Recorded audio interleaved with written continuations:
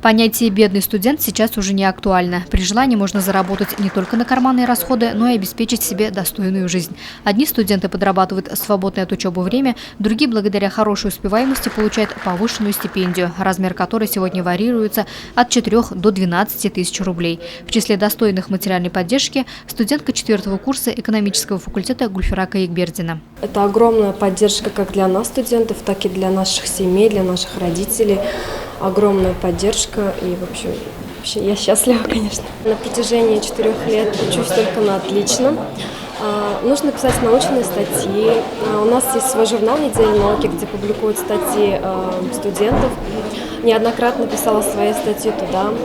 Являюсь главным редактором газеты «Экономический вестник» нашего факультета.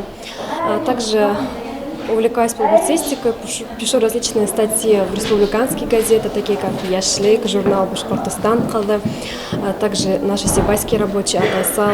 Всего 37 студентов института удостоились повышенной социально-академической стипендии. 6 из них ежемесячно на протяжении всего семестра вместе с основной стипендией будут получать по 10-12 тысяч рублей. Помимо академической, студентам СибГУ назначается и повышенная государственная социальная стипендия.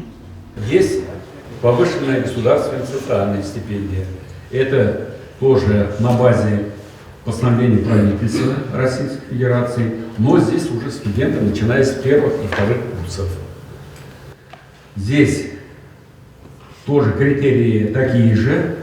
Надо учиться хорошо, отлично, но родители попадают в категорию малоимущих.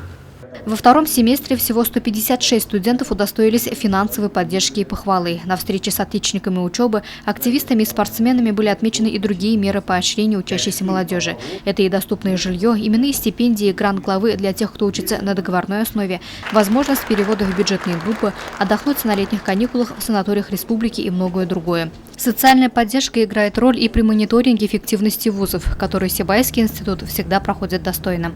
Луиза Мустафина, Радмир Исенгулов, Гульгина Раскельдина, телекомпания СТВ.